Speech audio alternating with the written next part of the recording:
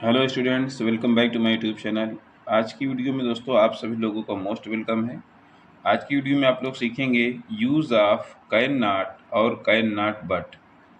ठीक है, can not help और कैन नॉट बट का प्रयोग सीखेंगे।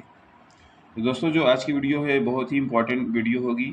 और सबसे पहले हम लोग जान लेते हैं कि ये कैन नॉट हेल्प या फिर कैन नॉट बट किसके लिए यूज किया जाता है। देखिए दोस्तों, अगर आपके सेंटेंस में बिना या फिर बगैर ऐसा करके सेंटेंस आता है तो वहाँ पर आपको कैन नॉट हेल्प या फिर कैन नॉट बट का यूज करना होता है।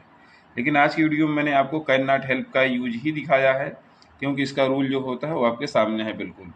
देखिए, इसका रूल सबसे पहले क्या होगा, आपको सब्जेक्ट रखना होगा, फिर उसके बाद कैन नॉट हेल्प रखना है, फिर उसके बाद V4 लगाना है। V4 का मतलब कि वर्ब में ING फॉर्म जो हम लोग लगाते हैं वही चीज़ लगाना है। ठीक है, तो जैसे मान लीजिए अब इस पे बेस पर सेंटेंस कैसे आप बोलेंगे या फिर कैसे इंग्लिश बोलेंगे या फिर उसका ट्रांसलेट कैसे करेंगे, इसको जानने के लिए चैनल को सब्सक्राइब करके वीडियो को लाइक करके आगे तक शेयर जरूर करिएगा, ताकि ऐसे ही आपको पर डे एक न्यू जानकारी जो है मिलती रहेगी। ये सारी चीज़ें ऐसी है ना कि जो आपको टेंस वगैरह में नहीं बताई जाती, ये थोड़ा हट के रहता है। इसको आप सीख लेंगे तो फिर आपको कोई प्रॉब्लम नहीं होगी। अंग्रेजी आप चाहे जैसे बोलें, ट्रांसलेट चाहे जैसे करें। बात क्या होती है ना कि कोई भी ट्रांसलेट जब हम करते हैं तो उसकी एक पहचान होती है, उसका एक फॉर्मेट होता है, उसको पकड़ना पड़ता है। जब तक आप उसको नहीं पकड़ पाएंगे, कितना भी आप पढ़ लीजिए, ना तो अंग्रेजी बोल पाएंगे ना तो ट्रांसलेशन कर पाएंगे।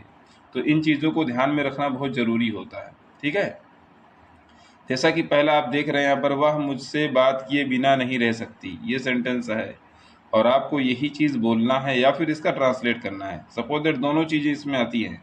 भाई जब हम ट्रांसलेट कर पाएंगे तभी तो उसको बोल पाएंगे, पहले हम ट्रांसलेट ही तो करते हैं। जब दिमाग में हमारी चीज़ें वो सब आएंगी तभी हम बोल पाएंगे। तो ये तरीका होता है उसका। ठीक, अब क्या करेंगे, देखो सबसे पहले क्या करेंगे हम लोग, सब्जेक्ट यानी वह इंग्लिश सी सकती है तो इसका मतलब है कि फीमेल है यानी लड़की है। फिर उसके बाद बात किए बिना नहीं रह सकती, तो आपको मुझसे बात किए कि अंग्रेजी नहीं लगाना है। सबसे पहले क्या करना है, बिना के हिसाब से सकती यानी कैन नॉट, नहीं सकती हो गया। फिर बिना यानी हेल्प, हेल्प मतलब यहाँ पे मदद करना नहीं होगा। ये यूज ऑफ है कैन नॉट हेल्प, जिसका मतलब होता है बिना या बगैर नहीं रह सकता या नहीं रह सकती। बात समझ में आ रही कि नहीं। तो कैन नॉट हेल्प करने के बाद फिर आपको V4 लेना है। V4 माने होता है वर्ब, जैसे बात करना, ये क्या है, वर्ब है हमारी। तो इसी का V4 लेंगे तो V4 का मतलब कि वर्ब में ING फॉर्म। अब जो मुझसे की इंग्लिश है लास्ट में हम सेट कर देंगे इसको, टू मी माने मुझसे। तो अब इसका ट्रांसलेशन क्या हो गया हमारा, वह मुझसे बात किए बिना नहीं रह सकती, जिसका हो जाएगा she can not help talking to me. एक बार आप बोलिए इसको, और हो सके तो आप हमको कमेंट कीजिए। ठीक है, कि sir she can not help talking to me, वह मुझसे बात किए बिना नहीं रह सकती। ठीक, आप लोग क्या करोगे, जब लगाओगे बिना के लिए विदाउट लगा दोगे। ठीक है, तो विदाउट वाला ज़्यादा सही नहीं होता। इस मैटर पर कैन नॉट हेल्प और कैन नॉट बट का भी यूज होता है। कैन नॉट बट का यूज क्या है, कैन नॉट बट आप यूज करेंगे तो वहाँ पर वर्ब की फर्स्ट फॉर्म आएगी, लेकिन कैन नॉट हेल्प आप करेंगे तो वहाँ पर वर्ब की फोर्थ फॉर्म आएगी। बस इतना ही ध्यान में रखना है।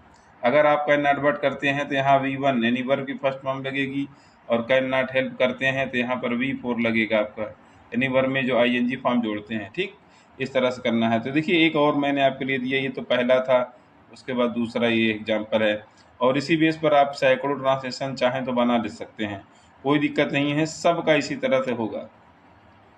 जैसे वे लोग अंग्रेजी बोले बगैर या बोले बिना या बगैर एक ही चीज़ है। अच्छा, चाहे कोई बिना कहे उसको और चाहे बगैर कहे, एक ही चीज़ है, बिना या बगैर। ठीक है, वे लोग अंग्रेजी बोले बगैर नहीं रह सकते, तो वे लोग की इंग्लिश दे हो गई। सब्जेक्ट हमने दे लगा दिया, फिर उसके बाद कैन नॉट हेल्प लगा देना है ना। कैन नॉट हम नहीं रह सकते, क्या बोलने की इंग्लिश होती है, स्पीक से स्पीकिंग हो जाएगा, क्योंकि आपको मैंने पहले ही बता दिया है कि V4 लगेगा यहाँ पर, यानी वर्ब में जो ING फॉर्म लगती है, वर्ब की चौथी फॉर्म।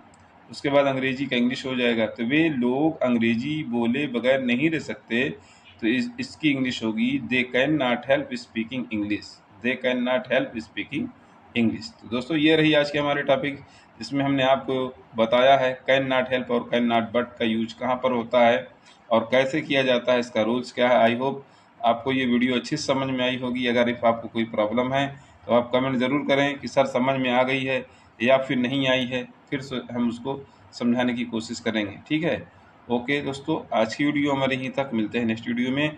पर डे आपको एक नई टॉपिक मैं ज़रूर दूंगा यूज आपका, और जिससे आप लोगों की इंग्लिश अच्छी हो जाए और मजबूत हो जाए। लेकिन दोस्तों इसको सब्सक्राइब करके आगे तक शेयर ज़रूर करिए, ताकि और लोग भी बहुत से हैं जिनको नहीं आता, या कोई ऐसा रास्ता देखते रहते हैं कोई बताए समझाए, उनके लिए भी आप शेयर करके उनकी भी हेल्प करें। जब आप दूसरों की हेल्प करेंगे तो आपकी हेल्प ऑटोमेटिक हो जाएगी। ओके, तो चलिए दोस्तों, आज की वीडियो हमारे यहीं तक। मिलते हैं next. Thank you so much.